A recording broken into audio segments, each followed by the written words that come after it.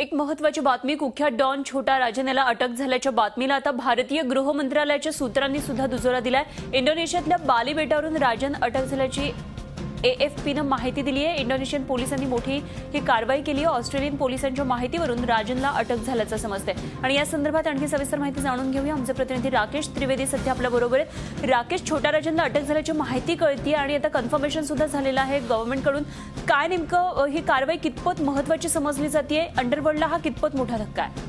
नक्कीच ही जी कारवाई ती खूप मोठी आहे आणि मुंबई पोलिसांसाठी देखील एक मोठा यश म्हणून असं आपण सांगण्यात येऊ शकतं। त्याच्यात काय हरकत नाही। अजून ही जी पूर्ण जी घटना आहे ती काल दुपारी घडलेली जी बातमी आपल्याला सध्या आता सूत्रांकडून भेटत आहे त्याप्रमाणे रविवारी दुपारी 1 वाजता जो लोकल टाइम आहे बाली इंडोनेशियाचा, त्याप्रमाणे एक जो हा आरोपी आहे तो तिकडे लँड झाला आणि इंटरपोल कॅनबेरा म्हणजे जी ऑस्ट्रेलियन पोलिसांची जी इंटरपोल एजन्सी आहे त्यांनी अलर्ट केलेलं इंडोनेशियाच्या पोलिसांना आणि सांगितलं की हा जो एक आरोपी आहे तो तिकडे लँड होत आहे। त्याच्यानंतर त्याला अगोदर डिटेन केलं गेलं आणि डिटेन करण्याच्या नंतर त्याची जेव्हा ओळख केली गेली तेव्हा तो राजेंद्र सदाशिव निखालजे म्हणून म्हणजे उर्फ छोटा राजन असण्याचं ते सांगण्यात येत आहे। तर त्यानंतर इंडियन जी एजन्सीज आहेत त्यांना ह्याची माहिती दिली गेली आणि जे ऑस्ट्रेलियन एजन्सी ज्यांच्या टिपवर ही बातमी ही अटक केलेली त्यांना देखील ही बातमी दिली गेली आणि आता सध्या जे महाराष्ट्र गृह मंत्रालय आहे आणि केंद्र गृह मंत्रालय त्यांनी याची देखील पुष्टी केली आहे की हा जो माणूस आहे तो छोटा राजनच आहे।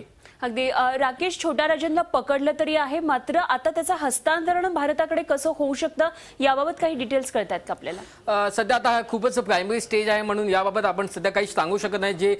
जी तमाम जी यंत्रणा आहे ती याच्या मागे आता सध्या काम करण्यात त्यांनी सुरू केलं आहे। मुंबई पोलिसांची टीम म्हणू ATS आणि जी इंटेलिजन्स टीम आहेत त्याच्या व्यतिरिक्त जे होम मिनिस्ट्रीचे जे लोक आहेत त्या आता सध्या याच्यावर एक मीटिंग करून चर्चा करणार आहेत आणि त्याचं डिपोटेशन कसं करावं यावर देखील एक जी रणनीती आहे ती तयार होणार आहे। सध्या जी बातमी आपल्याला भेटत होती त्याप्रमाणे इंटरपोलने याला मोस्ट वॉन्टेड डिक्लेअर केलेलं 1995 ला आणि त्याच्यानंतर एक इम्पॉर्टंट इन्फॉर्मेशन इथे सध्या आपल्याला भेटत आहे की डी कंपनीने बहुतेक जे आहे ते ऑस्ट्रेलियन एजन्सीला याची टिप दिलेली आणि डी कंपनीच्या छोटा शकीलने या अगोदर एप्रिल 2015 ला त्याच्यावर ऑस्ट्रेलियामध्येच एक हल्ला केलेला, त्यात हल्ल्यात छोटा राजन तिकडून एस्केप झालेला, वाचून गेलेला आणि त्यानंतरच एजन्सीला हे समजलं की छोटा राजन आहे तो ऑस्ट्रेलियामध्ये लपलेला आणि त्याबद्दल ऑस्ट्रेलियाची जी एजन्सी आहे ती लगातार मुंबई पोलिसांची आणि जी इंटेलिजन्स एजन्सी आहे भारताची त्यांच्यात संपर्कात होती। पण